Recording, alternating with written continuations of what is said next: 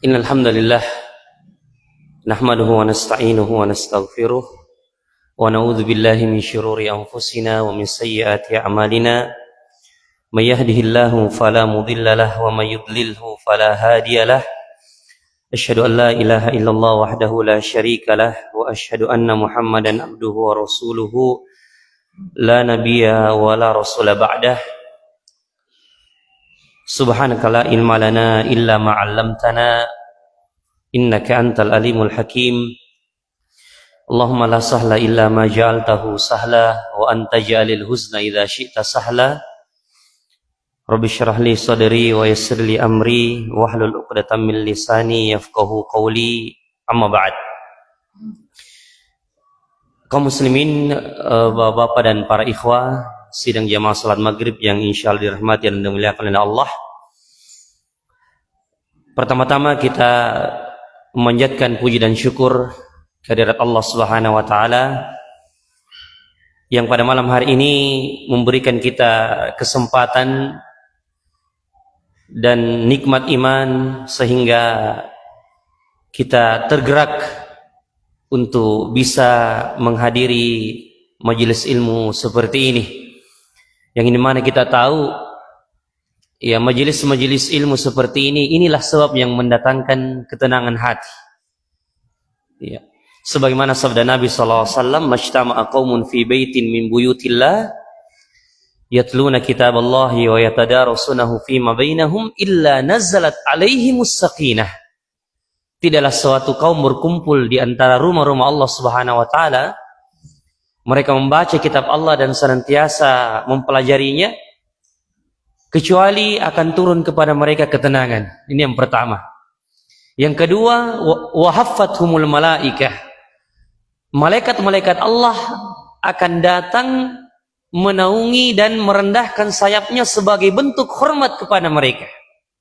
Jadi memang berkata ulama kita bahwa di dunia ini ada malaikat yang ditugaskan secara khusus untuk mencari yang namanya majelis ilmu.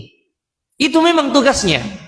Kalau dia sudah menyebutkan majelis ilmu, dia pun hadir menjadi saksi dan merendahkan sayapnya sebagai bentuk penghormatan kepada orang-orang yang hadir dalam majelis ilmu tersebut. Iya.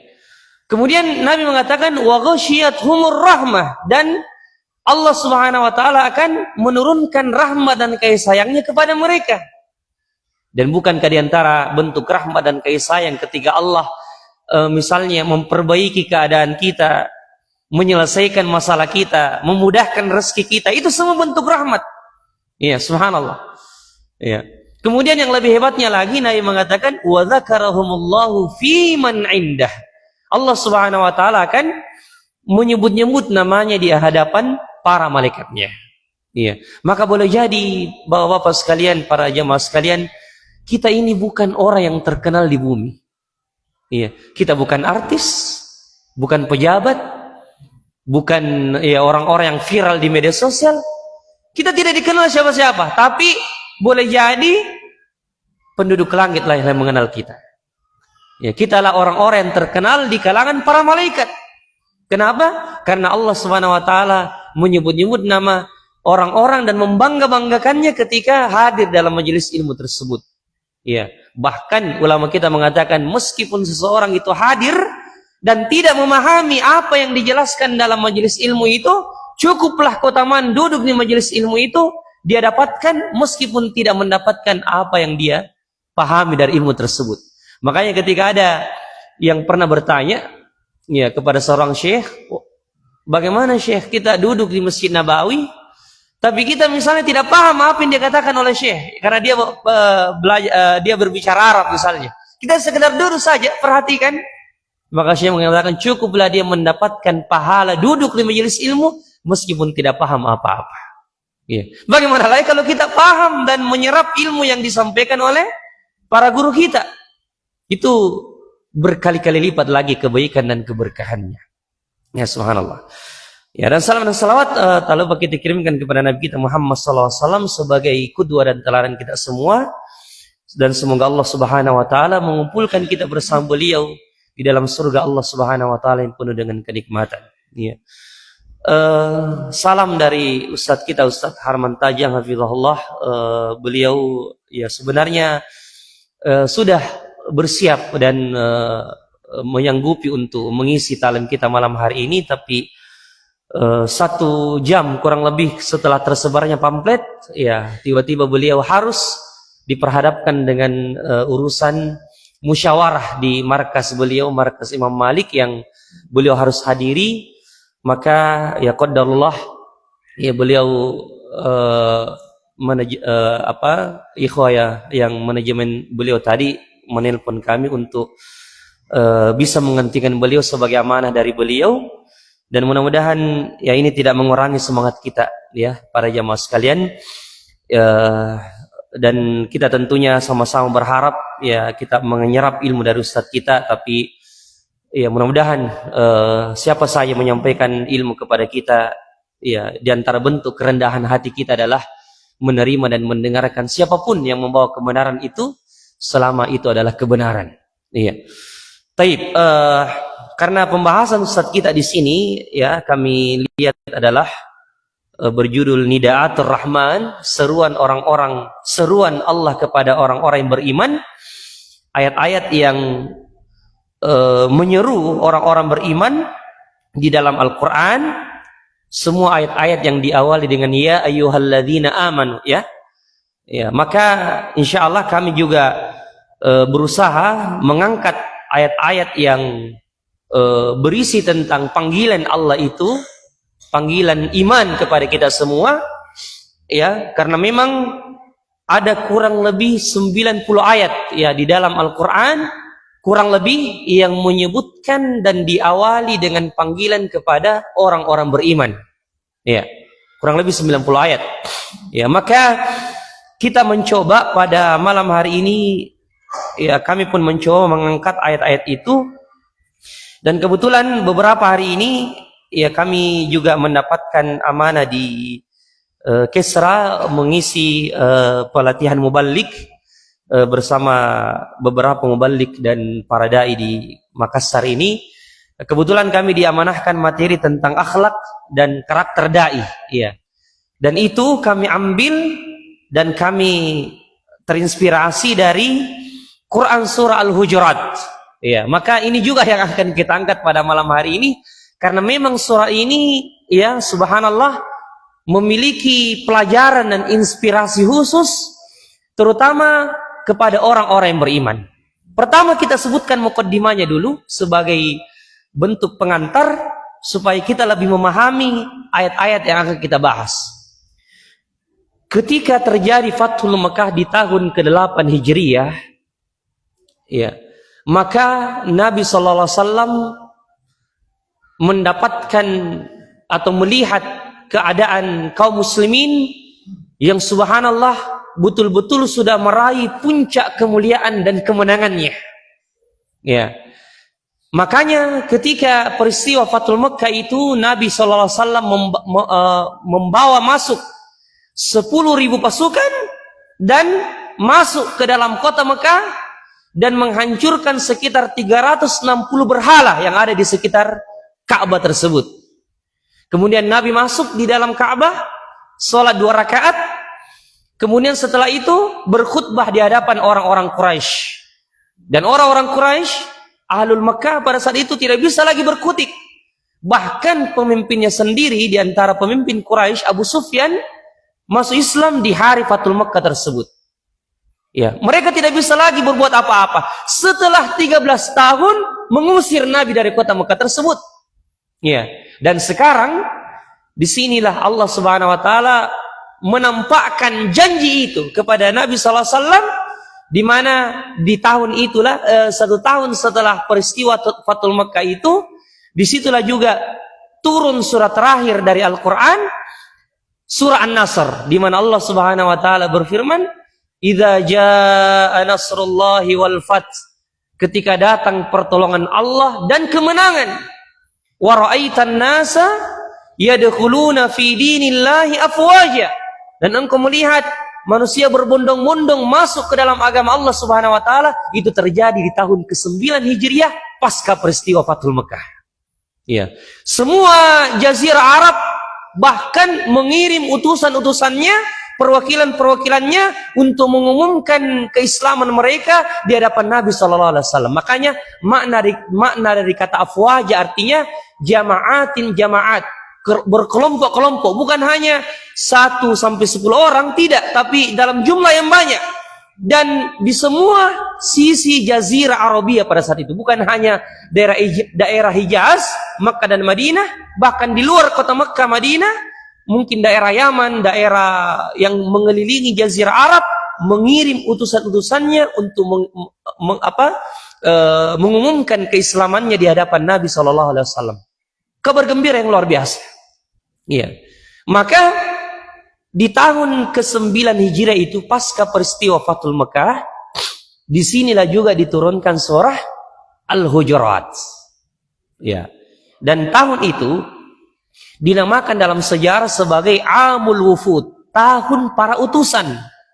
Delegasi-delegasi yang datang kepada Nabi Sallallahu Alaihi Wasallam yang mengumumkan keislamannya. Ya.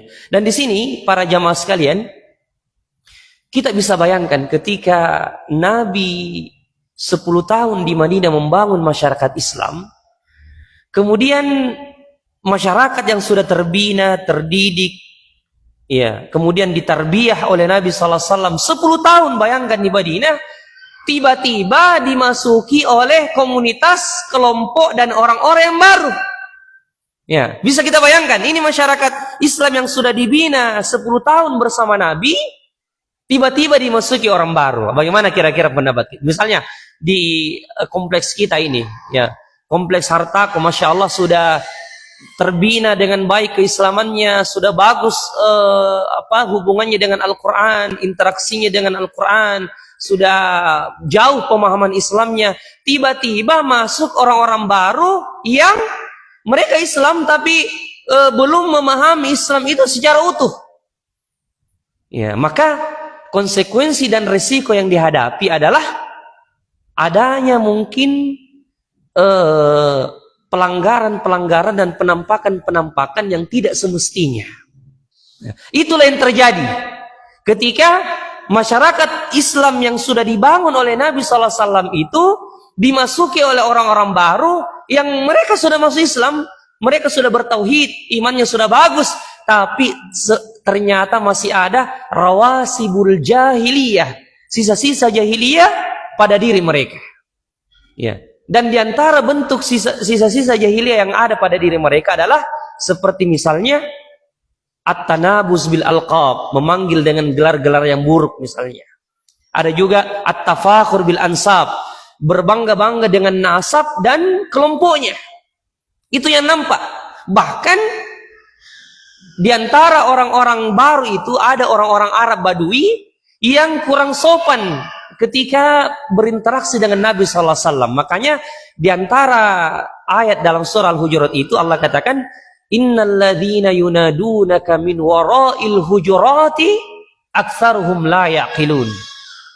Di antara orang-orang yang memanggilmu dari belakang kamarmu dengan mengatakan, ya Muhammad, ukhruj ilaina. Wahai Muhammad, keluarlah, temui kami ingin bertanya, kami punya masalah dalam agama yang ingin kami tanyakan. Ini bagus niatnya, tapi adabnya kurang sopan. Pertama karena apa? Dia memanggil Nabi dengan namanya langsung, ya Muhammad. Sedangkan Allah saja tidak pernah memanggil Nabi di dalam Al-Quran dengan ya Muhammad. Tidak ada ayat Al-Quran itu yang mengatakan ya Muhammad. Ya, tapi ya ayuhan Nabi, wahai Nabi, ya ayuhan Rasul, wahai Rasul. Tidak ada Allah katakan ya Muhammad. Allah sendiri tidak mengatakan dalam Al-Quran ya Muhammad. Sedangkan ini orang Arab Badui mengatakan, ya Muhammad, keluarlah kepada kami. Kami punya hajat. Di tahun inilah diturunkan surah Al-Hujurat untuk memperbaiki ini semua. Ya, memanggil dengan gelar yang buruk, berbangga-bangga dengan kelompok dan suku, ya, memperbaiki adab sopan santun kepada Nabi Sallallahu Alaihi Wasallam. Makanya Ibnu Abbas mengatakan surah Al-Hujurat sama dengan suratul adabi wal akhlaq. Surah Al-Hujurat nama lainnya surah adab dan surah akhlak. Kalau kita kaji ayat-ayatnya ini, kita akan mendapati lengkap, komplit Mulai dari adab kepada Allah, adab kepada Rasulullah, dan adab kepada sama muslim. Ya, lengkap. Ya, kalau kita kaji lebih dalam ini, kita akan mendapati. Dan di antara ayat-ayatnya memanggil dengan panggilan iman itu, seruan iman itu, nidaatul rahman itu. Ya, dengan ya ayyuhalladzina amanu. Dan kata Ibnu Mas'ud, ketika engkau mendengarkan Allah mengatakan ya ayyuhalladzina amanu fa'ar ilaha sam'ak, pasang telinga kalian baik-baik. Karena setelah itu ada perintah yang diperintahkan oleh Allah dan larangan yang harus ditinggalkan. Ya. Maka kita akan sedikit mengupas ayat-ayat panggilan-panggilan Allah, seruan-seruan Allah pada ayat atau surah ini, khususnya yang berkaitan dengan bagaimana Allah ingin memperbaiki kondisi adab, akhlak terhadap orang-orang yang baru masuk Islam tadi itu. Ya, kita tentunya tidak mengambil ayat-ayatnya, kita pilih-pilih saja, terutama yang berkaitan dengan kondisi kita sekarang, khususnya orang-orang yang notabene-nya menyandarkan diri sebagai penuntut ilmu, dan orang-orang yang sudah lama kajian, dan para dai yang senantiasa menyuruh kepada kebaikan. Kita akan mengangkat pertama ayat yang sangat urgen mungkin kita bahas sebagai seorang dai, sebagai seorang yang paham tentang agama dan aktif dalam dakwah. Ya, ayat ke-6 dari surah ini. Ini penting sekali bagi para dai, para ikhwah, dan orang-orang yang menyandarkan diri pada aktivitas menuntut ilmu itu. Allah Subhanahu wa taala berfirman dalam ayat ke-6, A'udzubillahi minasyaitonirrajim. Ya ayyuhalladzina amanu in ja'akum fasikum binaba'in fatabayyanu an tusibu qauman bijahalatin fatusbihu ala ma fa'altum nadimin. Wahai orang-orang yang beriman, panggilan seruan Allah kepada kita, orang-orang beriman, in ja'akum fasikun binaba'in fatabayyanu. Jika datang seorang fasik kepadamu membawa berita, fatabayyanu, maka adakanlah tabayyun. Apa itu tabayyun? Sebentar kita akan bahas. Iya, fatabayyanu an tusibu qauman bijahalatin fatusbihu ala ma fa'altum nadimin. Ya, maka bertabayyunlah, sebab ketika engkau tidak bertabayyun, engkau akan menimpakan kejahilan, ya, atau kebodohan pada sebuah umat, dan engkau pada akhirnya akan mengalami penyesalan. Ya. Sebelum kita bahas ayat ini dan mengambil pelajaran di dalamnya, kita sebutkan dulu asbabun nuzulnya. Ya, sebab diantara hal yang membantu kita memahami tafsir, memahami makna dari ayat Al-Quran adalah memahami asbabun nuzulnya jika ada asbabun nuzulnya. Dan ayat ini punya asbabun nuzul, sebab turun. Apa sebab turunnya ayat ini? Disebutkan disebutkan oleh Ibnu Katsir dalam tafsirnya, Tafsirul Quranil Azim, tentang sebab turunnya ayat ini. Ketika ada seorang sahabat bernama Al-Haris ibnu Abi Dirar yang menyatakan diri masuk Islam di hadapan Nabi SAW. Kemudian Al-Haris ini pun mengatakan kepada Nabi, ya Rasulullah, aku telah menyatakan diri masuk Islam, dan aku akan pulang kepada kaumku Bani Mustalik untuk menyeru juga mereka masuk Islam dan mengumpulkan harta zakat dari mereka. Ya, maka utuslah utusanmu kepada aku ya Rasulullah untuk mengambil harta zakat itu. Nabi mengatakan, baik, pulanglah engkau dan serulah kaummu masuk Islam dan kumpulkan harta zakat bagi mereka yang sudah menyatakan diri masuk Islam, dan tunggulah utusanku datang kepadamu mengambil harta zakat tersebut. Pulanglah Al-Haris ke kaumnya Bani Mustalik. Kemudian dia seru kaumnya masuk Islam, dan betul beberapa orang bahkan tidak sedikit dari kaumnya masuk Islam lewat ajakan Al-Haris ini, karena beliau adalah pemimpin. Inilah hebatnya kalau pemimpin kaum, kepala suku misalnya, masuk Islam, maka dengan mudah yang di bawahnya itu akan ikut kepadanya. Iya.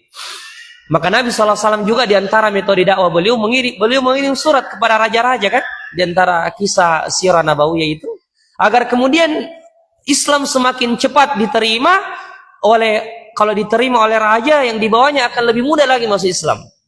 Iya. Maka Al-Haris mengajak kaumnya masuk Islam dan berhasil. Beberapa atau banyak diantara kaumnya masuk Islam.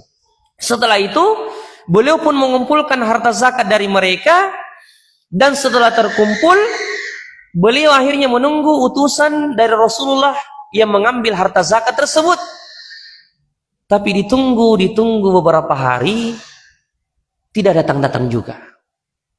Utusan itu tidak datang juga. Akhirnya Al-Haris mulai khawatir. Kenapa utusan itu belum datang? Jangan-jangan Allah dan Rasulnya marah kepada kita. Dan juga ada sesuatu yang terjadi sehingga Allah dan Rasulnya marah kepada kita. Ya. Maka ketika utusan itu tidak kunjung datang, Al-Haris memutuskan untuk berangkat sendiri ke kota Madinah bersama beberapa orang kaumnya, menyerahkan harta zakat itu langsung kepada Nabi SAW. Bersiap-siaplah beliau, ya, bersama kaumnya, lengkap dengan persenjataan untuk berjaga-jaga, jangan sampai ada hal yang terjadi di jalan, apalagi beliau membawa harta ini, harta zakat. Iya.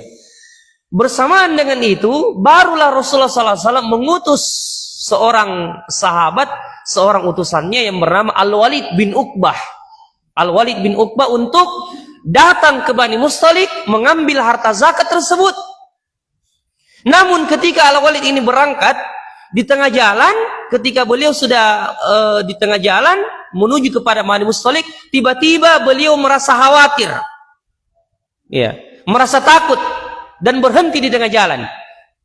Ya, ada yang menyebutkan bahwasanya Al-Walid ini ada laki-laki yang menyampaikan kepadanya bahwasanya Al-Haris saya lihat keluar dari kaumnya, kemudian dia membawa senjata, dan ternyata ini Al-Walid kaumnya Al-Walid ini punya masalah dengan Bani Mustalik, sehingga tatkala ada yang mengabarkan kepada Al-Walid bahwasanya ya aku melihat Al-Haris keluar membawa senjata bersama dengan kaumnya, disalahpahamilah oleh Al-Walid. Kemudian dia pulang kepada Rasulullah dan mengatakan, ya Rasulullah, sesungguhnya Al-Haris tidak ingin menyerahkan harta zakat itu kepadaku dan dia ingin membunuhku. Itu yang disampaikan kepada Nabi SAW. Sebelum turun ayat ini, ya ayyuhalladzina amanu ini in ja'akum fasiqun binaba'in, Nabi langsung mengirim pasukan untuk menemui Al-Haris tersebut, menyampaikan bahwasanya kenapa dia tidak mau menyerahkan harta zakat dan ingin membunuh utusan Nabi ini. Diutuslah pasukan untuk menemui Al-Haris, dan ketemu Al-Haris di tengah jalan, ketemu dengan pasukan yang diutus oleh Nabi SAW ini. Dikepunglah dia dan dikatakan, engkau ingin membunuh utusan Nabi SAW dan tidak mau menyerahkan harta zakat.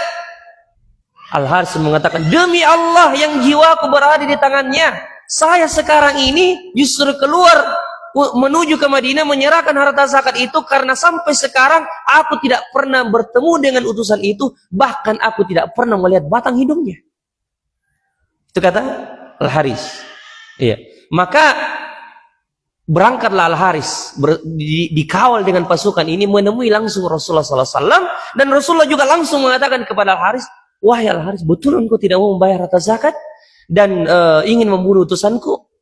Al-Haris pun bersumpah lagi, ya Rasulullah, demi zat yang jiwaku ada di tangannya, aku tidak pernah bertemu dengannya dan dia tidak pernah datang kepadaku. Maka setelah itu turunlah ayat ini, ya ayyuhalladzina amanu in ja'akum fasiqun binaba'in fatabayyanu. Wahai orang-orang yang beriman, jika datang seorang yang fasik kepadamu membawa berita, fatabayyanu. Cek kebenaran dan validasi beritanya. Ya. Sebelum itu kita bisa bayangkan ini, ketika Nabi SAW didatangi oleh pasukan ini, didatangi oleh dikatakan oleh utusannya sendiri ini, karena Nabi sudah percaya kepada Al-Walid ini, tapi entah kenapa Al-Walid tiba-tiba merasa takut dan khawatir, akhirnya dia mengatakan itu. kepada Rasulullah sallallahu alaihi wasallam. Ya. Dan apa makna fasik di sini? Jemaah sekalian. Apakah fasik maksudnya orang kafir? Ya. Ternyata ulama kita mengatakan bahwasanya makna fasik di sini ternyata tidak hanya disandarkan kepada orang kafir. Bahkan makna fasik di sini menurut penjelasan dari ulama kita adalah fasik ya adalah seorang muslim, dia muslim tapi dia ya melanggar hukum-hukum Allah dan larangan-larangan Allah ya sehingga dia terjatuh pada maksiat dan dosa. Jadi fasik itu bukan hanya disandarkan kepada orang-orang kafir, bahkan muslim pun bisa dikatakan fasik ya jika dia melanggar hukum Allah, aturan Allah dan larangan-larangan Allah. Ya. Maka di sini Allah katakan in ja'akum fasikun binaba'in fatabayyanu. Iya. Di sini ada dua jenis bacaan, dua qiraat. Iya, dua cara bacanya di sini. Ya, qiraat yang sampai sanadnya kepada Nabi sallallahu alaihi wasallam. Pertama, itu tadi cara bacanya ya ayyuhalladzina amanu in ja'akum fasikum binaba'in fatabayyanu. Itu yang qiraah yang tersebar di kita di Indonesia. Ada qiraah yang lain dan ini sahih sampai kepada Rasulullah sallallahu alaihi wasallam dibaca ya ayyuhalladzina amanu in ja'akum fasikum binaba'in fatathabbatu. Dan dua-duanya memiliki makna benar dan saling melengkapi. At-tabayyun adalah mencek validasi kebenaran berita itu. Tatsabbut ini tahap kedua setelah tabayyun adalah tidak tergesa-gesa dalam menyebarkan berita itu. Ya. Jadi tidak sekedar tabayyun, tapi juga setelah tabayyun kita jangan tergesa-gesa langsung menyebarkan. Boleh jadi berita itu benar, tapi tidak boleh langsung disebarkan. Itu di antara adab. Tolabut ta'anni, artinya at-tatsabbut tolabut ta'anni. Kita diminta untuk tenang, jangan tergesa-gesa karena meskipun berita itu benar, tapi boleh jadi berhubungan dengan hak seseorang yang di situ ada keburukan dan aibnya. Ya, makanya tidak boleh langsung disebar. Apalagi kalau memang berita itu belum jelas kebenarannya. Ya, dan kita bisa bayangkan kalau ayat ini turun di zaman ketika media sosial itu belum ada.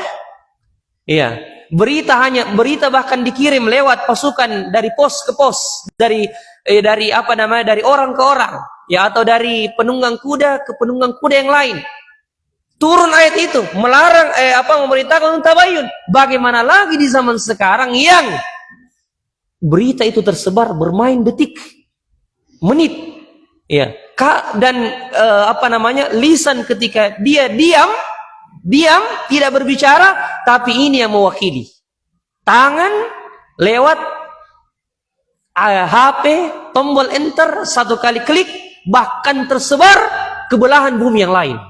Jadi bayangkan, ya, di zaman sekarang ayat ini betul-betul sangat-sangat dituntut untuk kita amalkan. Ya, karena kenapa? Ya, karena apalagi kita sebagai seorang dai, sebagai seorang aktivis dakwah, orang-orang yang sudah paham agama, ya, jangan sampai ya kita sudah menyangka berita itu baik, bukan sekedar baik, tapi dituntut kebenarannya. Bahkan dituntut untuk kita tidak tergesa-gesa menyebarkannya, apalagi jika berkaitan dengan ilmu. Makanya ya ketika misalnya kita ingin men-share ya info-info dakwah atau hadis-hadis, bahkan lebih bagus kalau kita tanyakan dulu kepada orang yang lebih berkompeten. Tapi Ustadz, ini ada hadis yang mau saya sebarkan, betul jika sahih jika ini dan sudah kuatkah atau sudah sahihkah riwayatnya? Kita tidak mengapa, kita bagi sebagai adab. Ya, itu jika berkaitan dengan ya info dakwah ilmu yang kita sebarkan di media sosial. Adapun jika berita tentang seseorang, ini lebih harus hati-hati lagi. Ayat tabayyun ini sebenarnya berkaitan dengan apa? Berkaitan dengan ayat yang masih berada dalam surah Al-Hujurat ini, yang berkaitan tentang prasangka buruk, tajassus, memata-matai, dan ghibah.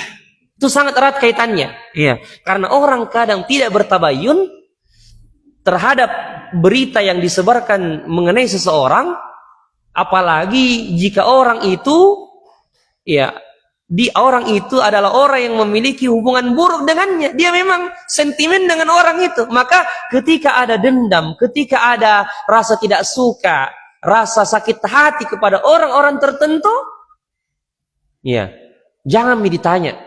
Ya, dia selain dia beruzon, dia pasti tidak bertabayun terhadap kabar-kabar yang datang darinya.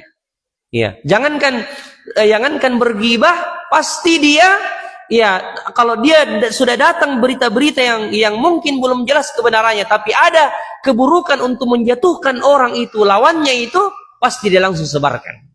Karena memang ada syahwat, ada ketidaksukaan, ada dendam, ada iri, dengki yang ada pada hatinya, sehingga dengan mudahnya ada apalagi selain dorongan hawa nafsu, ada waswas syaitan yang mendorong dia untuk menyebarkan berita itu. Apa coba yang membuat tadi Al-Walid, ya, langsung mengabarkan Rasulullah, ya Rasulullah, dia ingin membunuhku, karena memang dia takut, dia khawatir ada masalah di kaumnya dengan kaum Bani Mustalik. Seperti itu. Iya. Tapi bukan berarti Al-Walid ini adalah, ya, sahabat. Ya, dia sahabat, ya. Ya, bukan berarti setelah kejadian itu dia menjadi tercela. Boleh jadi setelah itu dia bertaubat, dan setelah ayat tabayun ini turun dia kembali memperbaiki keadaannya di hadapan Nabi sallallahu alaihi wasallam. Ya, dan kita pun seperti itu. Kita pun seperti itu. Ya, maka para jamaah sekalian yang dimuliakan oleh Allah Subhanahu wa taala, ini yang pertama, salah tabayun. Ya, karena subhanallah di zaman sekarang, ya, kita apalagi dengan adanya teknologi AI, GPT, orang bisa membuat wajah orang persis dengan orang aslinya. Subhanallah. Beberapa waktu yang lalu kan kita lihat di media sosial ada, ya, oknum yang membuat, ya, dengan AI, ya, wajah persis dengan wajah Ustadz kita, Ustadz Khalid Basalamah, dan menyebarkan bahwasanya lewat akun yang tidak benar itu, Ustadz Khalid, seakan-akan Ustadz Khalid yang berbicara mengajak untuk, ya, umroh yang tidak resmi itu, yang tidak diizinkan oleh pemerintah. Ya, maka di akun resminya Ustadz Khalid Basalamah official, beliau sendiri akhirnya tampil menjelaskan bahwasanya itu tidak benar dan hanya oknum yang merubah, ya, dengan teknologi AI seperti wajah kami, yang seakan-akan kami yang berbicara. Orang-orang awam yang tidak paham ini pasti percaya ini Ustadz Khalid, sama wajahnya, sama suaranya.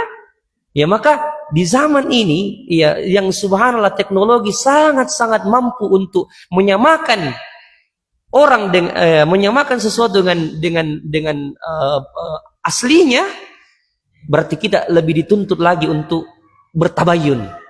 Harus dengan sangat hati-hati, bahkan kita harus mencari dari beberapa sumber kebenaran berita itu sebelum kita sampaikan kepada orang lain. Makanya di sinilah fungsinya tasabbut tadi.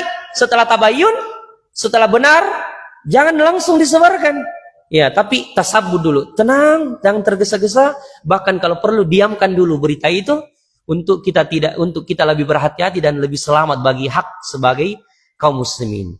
Kemudian ini berkaitan dengan adab yang berkaitan di dalam surah ini. Kemudian kita langsung melangkah kepada ayat yang juga kita butuhkan sebagai seorang dai, sebagai seorang penuntut ilmu, aktivis dakwah, ayat ke 10 dan 11. Ketika Allah Subhanahu wa taala berfirman, A'udzubillahi minasyaitonirrajim. Innamal mu'minuna ikhwatun fa aslihu baina akhawaykum wattaqullaha la'allakum turhamun. Allah Subhanahu wa taala berfirman, sesungguhnya orang-orang mukmin itu bersaudara. Iya. Fa aslihu baina akhawaykum, maka damaikanlah di antara kedua saudaramu, wattaqullah, dan takutlah engkau kepada Allah, la'allakum turhamun, semoga engkau mendapatkan rahmat, atau mudah-mudahan engkau dirahmati. Mari kita renungi ayat ini. Ketika Allah mengatakan sesungguhnya orang-orang beriman itu ikhwah. Kata-kata ikhwah dalam ayat ini tidak pakai alif lam, bukan al-ikhwah, tapi ikhwatun. Dalam bahasa Arab dinamakan nakirah. Nakirah artinya umum, siapa saja. Tidak terikat dengan ras, tidak terikat dengan suku, tidak terikat dengan golongan darah, bahkan tidak terikat dengan negeri dan tempat. Di belahan bumi manapun, selama dia bersaksi bahwa saya bersaksi bahwa Allah adalah Tuhanku dan Muhammad adalah Rasul dan Nabiku, maka dia adalah saudara kita. Ada kewajiban diri kita terhadap mereka untuk menolong dan peduli kepada mereka. Di belahan bumi manapun, di tempat manapun, ikhwatun. Setelah itu, coba kita perhatikan di sini Allah mengatakan, fa aslihu baina akhawaikum, maka damaikanlah di antara kedua saudaramu. Apa hubungannya ketika Allah Subhanahu wa taala mengatakan, menjelaskan sesungguhnya orang-orang mukmin bersaudara, setelah itu Allah langsung memerintahkan, damaikanlah, adakanlah islah. Ya, di antara dua orang yang berselisih, apa hubungannya persaudaraan dengan mendamaikan dua orang yang berselisih? Ini ada pasti sangat erat kaitan dan hubungannya. Ketika Allah sangat menghargai yang namanya persaudaraan, lantas setelah itu Allah memerintahkan untuk mengadakan islah, mendamaikan dua orang yang berselisih, berarti islah ini sangat diagungkan di mata Allah Subhanahu wa taala. Bahkan coba kita perhatikan pada ayat ini jemaah sekalian, ketika Allah mengatakan fa aslihu baina akhawaikum, damaikanlah di antara kedua saudaramu dan bertakwalah kepada Allah, mudah-mudahan engkau mendapatkan rahmat. Berarti orang yang punya semangat mendamaikan saudaranya, bukan justru memecah belah, bukan justru suka melihat saudaranya bertikai, bukan justru suka melihat saudaranya saling bertengkar, bahkan dia gelisah, dia punya kegelisahan, dia punya motivasi untuk terus mendamaikan saudaranya, melihat saudaranya akur, baikan, bahkan itu menjadi cita-citanya, kerjaannya. Ya, dan selalu menjadi hal yang memusingkan pikirannya, bagaimana agar dia bisa mendamaikan tetangganya, mendamaikan jamaahnya, mendamaikan saudaranya di kantor, di sekolah, di kampus dan sebagainya. Dia punya semangat itu, kegelisahan itu. Ya, maka apa keberkahannya? Allah katakan, wattaqullaha la'allakum turhamun. Bertakwalah kepada Allah, mudah-mudahan engkau dirahmati. Dan ulama mengatakan, di antara bentuk rahmat yang didapatkan oleh orang-orang yang punya semangat untuk melakukan islah, mendamaikan dua orang itu, Allah akan rahmati dia dengan cara apa? Boleh jadi Allah perbaiki keadaannya, perbaiki rumah tangganya, perbaiki anak-anaknya, perbaiki urusannya di kantor, perbaiki urusannya di sekolah, perbaiki hubungannya dengan masyarakat, sehingga orang pun bertambah cinta kepadanya dan tidak ada orang yang menebar kebencian kepadanya. Karena kenapa? Al jaza'u min jinsil amal, balasan sesuai dengan amal perbuatan. Karena dia punya semangat mendamaikan, melihat orang akur, melihat orang baik, melihat orang baku damai, maka Allah pun akan memperbaiki keadaannya dan rumah tangganya. Ya. Dan orang di antara bentuk rahmat yang diberikan Allah kepada orang-orang yang punya semangat mendamaikan ini, Allah akan menjadikan hidupnya selalu tenang, damai, bahkan Allah selesaikan masalahnya. Kenapa? Karena kebalikannya, orang yang banyak dendam, yang banyak iri, banyak benci, menyebarkan kedustaan, kebencian di tengah-tengah kaum muslimin, itulah orang yang paling gelisah hidupnya. Kenapa kita katakan demikian? Karena dia selalu berpikir bagaimana ini orang bisa bertikai, bagaimana orang ini bisa saling diadu domba. Ya, maka dari situlah dia selalu berpikir, gelisah.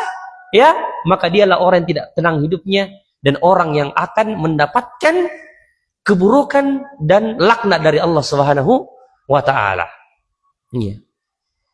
Bahkan coba kita perhatikan begitu pentingnya masalah mendamaikan dua orang ini, sampai-sampai Allah atau Nabi kita membolehkan orang yang berselisih, orang yang ingin mendamaikan ini, boleh dia berdusta, boleh dia berbohong.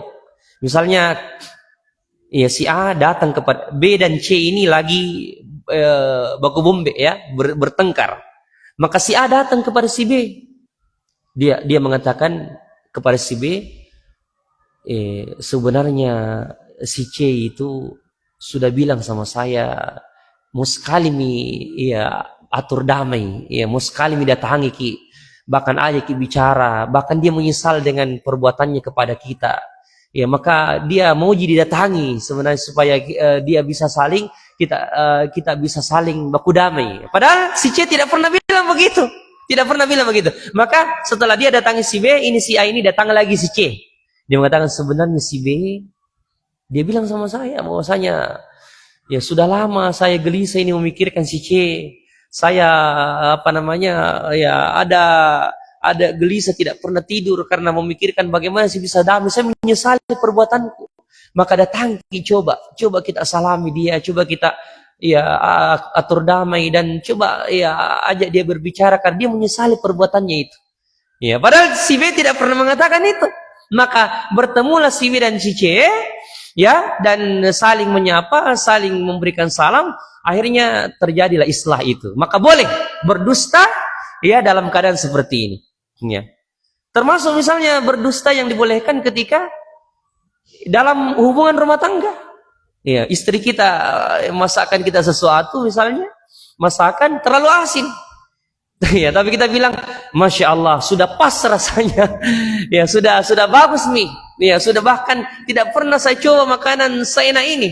Ya, tapi konsekuensinya begitu terus caranya masa nanti kalau tidak kita sampaikan. Tapi ya tidak mengapa sekali-kali kita puji makanannya meskipun mungkin terlalu keasinan, tapi sebagai bentuk penghargaan kepadanya, boleh kita berdusta untuk memujinya. Ini diantara dusta yang dibolehkan dalam agama kita. Ya, itu masalah islah tadi jamaah sekalian ya, diantara faedah dan keberkahan. Terakhir sekali sebelum azan, firman Allah yang paling terakhir yang kita bahas, Allah Ta'ala berfirman, Ya ayyuhalladzina amanu la yaskhar qaumun min qaumin asa ayyakunu khairan minhum wala nisa'un min nisa'in asa an yakunna khairan minhun. Ya, wahai orang-orang beriman, janganlah kalian mencelah, menghina dan merendahkan sebuah kaum. Janganlah sebuah kaum merendahkan dan meremehkan kaum yang lain, karena boleh jadi kaum yang diremehkan dan direndahkan lebih baik daripada kaum yang meremehkan dan merendahkan. Dan janganlah perempuan mengejek dan perempuan yang satu, karena boleh jadi perempuan yang diejek lebih baik daripada perempuan yang mengejek. Ayat ini menjelaskan kepada kita seruan Allah yang betul-betul penuh hikmah. Ya, kalau kita bisa mengamalkan ayat ini, saya yakin kecintaan manusia plus kecintaan Allah akan kita dapatkan. Ya.